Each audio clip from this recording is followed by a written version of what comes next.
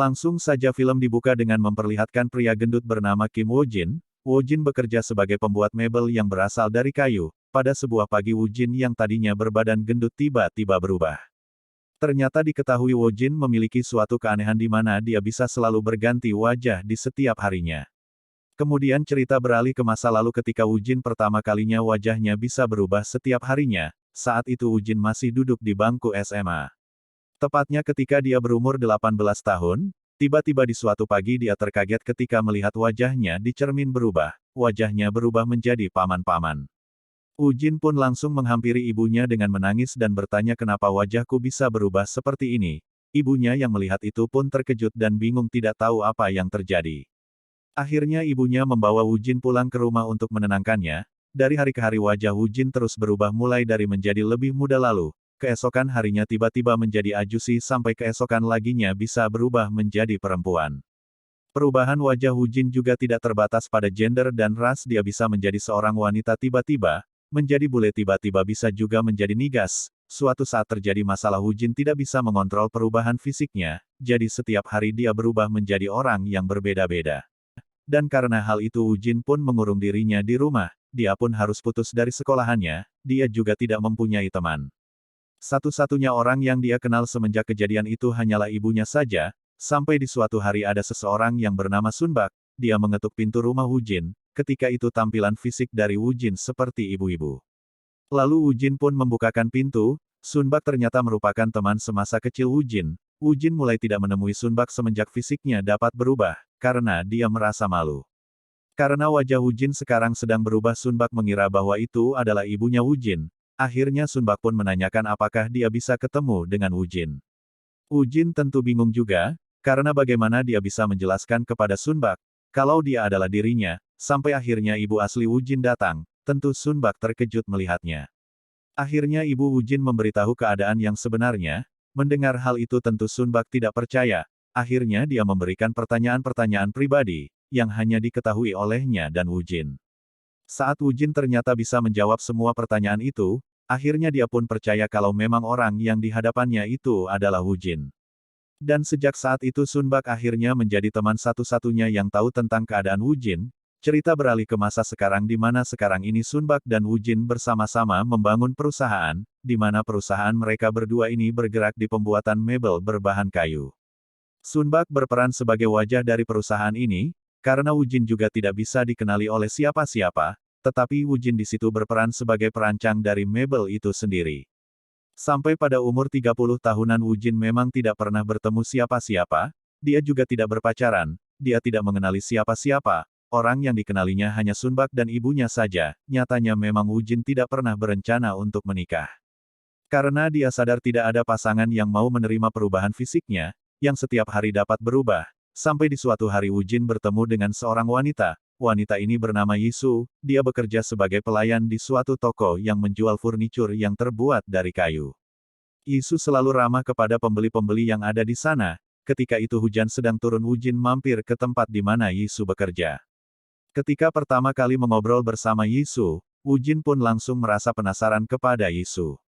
Karena rasa penasaran Woo-jin pun akhirnya mengunjungi toko itu setiap hari, hanya untuk bisa mengobrol bersama Yisu. Tentunya Yisu tidak sadar kalau setiap harinya dia mengobrol bersama Woo-jin, karena Woo-jin sendiri memiliki wajah yang berbeda-beda di setiap dia berkunjung ke tokonya Yisu. Karena setiap hari selalu mengobrol, lama-lama Woo-jin pun mulai menaruh perasaan kepada Yisu, tapi seperti biasanya Woo-jin yang sadar bahwa dia tidak mungkin mempunyai pasangan, akhirnya dia hanya menjadi pengagum rahasia dari Yisu. Bukan tanpa alasan juga Woo-jin tiba-tiba menyukai Yisu, karena nyatanya Yisu ini tidak pernah membeda-bedakan orang. Hal itu terlihat ketika Woo-jin suatu saat sedang dalam keadaan yang jelek, keesokan harinya menjadi ganteng, keesokan harinya lagi menjadi biasa saja, Yisu tetap mengistimewakan Woo-jin. Tidak peduli bagaimanapun wajahnya, awalnya Woo-jin beranggapan seiringnya waktu mungkin perasaan suka kepadanya akan hilang, tapi semakin lama perasaan itu semakin menguat. Woo-jin sampai sering tidak bisa tidur, karena memikirkan Yisu, tapi pikiran dan hatinya selalu tidak selaras. Di satu sisi dia sadar bahwa Yisu pasti tidak mau menerima keadaan Woo-jin yang dapat berganti wajahnya, tapi dalam lubuk hatinya Woo-jin sangat ingin mendekati Yisu. Akhirnya Woo-jin pun membulatkan tekadnya untuk bisa mendekati Yisu, tapi kesempatan itu tidak pernah datang. Karena keesokan harinya dia berubah menjadi orang yang tua, keesokan harinya menjadi wanita, keesokan harinya menjadi biasa saja malah keesokan harinya menjadi jelek. Tibalah di saat dia berubah menjadi laki-laki tampan, dia pun langsung memberanikan diri untuk berkenalan dengan Yisu. Ketika itu seperti biasanya Wu Jin datang ke toko dan dengan modusnya dia bertanya-tanya tentang barang yang ada di toko itu, padahal ia sudah ratusan kali ke sana. Yisu pun terkejut karena bagaimana bisa ia mengetahui beberapa hal yang belum dijelaskan oleh Yisu, dan ketika itu Wu Jin langsung memberanikan diri untuk mengajak makan malam bersama. Tetapi sialnya Yisu ada urusan, jadi dia menolak ajakan itu. Tentu Wu Jin panik. Wu Jin yang merasa tidak ada kesempatan lain, akhirnya memaksa. Yisu pun akhirnya bertanya, jika besok bagaimana, memangnya kenapa harus hari ini? Wu Jin pun menjawab karena di hari lain, aku tidak akan pernah mendapatkan kesempatan seperti ini. Akhirnya Yisu pun mau berangkat dengan Wu Jin dan mereka makan malam bersama. Wu Jin yang mengetahui bahwa Yisu ini menyukai kerajinan yang berasal dari kayu. Akhirnya Wu Jin mengajak Yisu makan di tempat Wu Jin biasa membuat kerajinan kayunya. Di situ mereka berdua pun makan bersama, dan ternyata mereka berdua sangat cocok. Mereka mengobrol sangat lama, dan juga ternyata mereka saling nyaman. Setelah makan Wu Jin langsung mengantarkan pulang Yisu. Wu Jin pun mengajak kembali Yisu untuk pergi bersama keesokan harinya, dan akhirnya Yisu pun mau untuk bertemu kembali dengan Wu Jin esok harinya. Akhirnya mereka bersepakat untuk bertemu lagi besok. Ketika di rumah Wu Jin, sangat bingung karena dia tahu kalau dia tidur pasti keesokan harinya wajahnya akan berubah, sampai terpikirlah ide gila dari Wu Jin. Dia mempunyai ide bagaimana, kalau mulai detik itu dia tidak tidur seumur hidupnya supaya wajahnya tidak berubah dan dia bisa terus bersama dengan Yisu. Wu Jin pun mulai memikirkan cara bagaimana supaya dia tidak tidur lama. Akhirnya Wu Jin pun meminum sebuah minuman penambah stamina agar dia tetap terjaga. Dia tidak mau menghilangkan kesempatannya untuk pergi bersama Yisu. Keesokan harinya, Wu Jin pun bertemu kembali dengan Yisu. Wu Jin yang memang tidak tidur selama 2 hari membuat matanya menghitam. Yisu yang menyadari hal itu tentu bertanya, tetapi Wu Jin hanya membalas semua pertanyaan Yisu dengan senyuman. Ketika malam hari di perjalanan pulang setelah mengantarkan Yisu tepatnya di dalam kereta, Wu Jin pun sangat mengantuk. Namun Wu Jin harus menahannya karena dia tidak mau wajahnya berubah.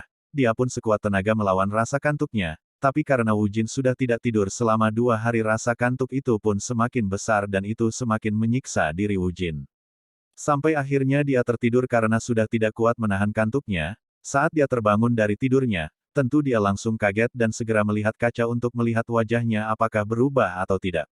Dia pun melihat ke kaca dan benar saja mukanya sudah berubah. Tentu Wu Jin sangat sedih, karena pasti hari ini dia tidak bisa menemui Yisu. Di pagi harinya Wu Jin pun pergi ke terminal di mana sebelumnya mereka sudah berjanji akan bertemu di sana, dan benar saja Yisu sudah menunggu di sana. Wu Jin hanya bisa memandangi Yisu, dia tidak berani menyapa Yisu karena Wu Jin tahu jika ia menyapanya, Yisu pasti tidak mengenalinya. Wu Jin yang tadinya maju demi memperjuangkan cintanya, akhirnya harus dipukul mundur karena kenyataan. Wu Jin sadar mungkin memang Wu Jin tidak ditakdirkan untuk berpasangan dengan seorang wanita. Akhirnya Wu Jin pun pulang dan sejak hari itu, Wu Jin pun berusaha untuk melupakan Yisu. Dari hari ke hari Wu Jin selalu berusaha keras untuk melupakan Yisu, tetapi dia tidak bisa melakukannya. Akhirnya Wu Jin pun berusaha untuk menemui Yisu. Ketika itu wajah Wu Jin sedang berubah menjadi seorang wanita. Wu Jin langsung mengajak Yisu untuk pergi ke rumahnya. Awalnya tentu Yisu menolak, karena dia tidak mengenal siapa wanita ini. Tetapi karena perempuan itu menyebutkan nama Wu Jin akhirnya Yisu pun mau mengikutinya untuk pergi. Ketika sesampainya di rumah Wu Jin pun mulai menjelaskan kondisinya. Dia juga menjelaskan kalau mukanya bisa berubah-ubah di setiap harinya. Mendengar penjelasan itu Yisu bukannya percaya, dia malah ketakutan, dan akhirnya langsung melarikan diri. Semenjak kejadian itu Wu Jin pun akhirnya menyerah untuk mendekati Yisu karena mungkin memang Yisu tidak mau lagi untuk bertemu dengan Wu Jin. Setiap harinya Wu Jin menyadari, kalau mencintai Yisu adalah hal terindah yang pernah dia rasakan. Tetapi kehilangan Yisu adalah hal terburuk yang pernah dirasakannya seumur hidupnya. Di tempat lain ternyata Yisu juga tidak bisa melupakan Wu Jin. Ia terus memikirkan Wu Jin karena penasaran. Akhirnya Yisu pun menghubungi Wu Jin. Dia mulai percaya apakah Wu Jin memang benar-benar memiliki wajah yang bisa berubah. Yisu menemui Wu Jin. Dia ingin membuktikan secara langsung. Akhirnya Yisu memutuskan untuk tidur di sana untuk melihat perubahan wajah dari Wu Jin. dan benar saja wajah dari Wu Jin bisa berubah dan mulai detik itu akhirnya Yisu percaya kalau Wu Jun memang memiliki suatu keunikan.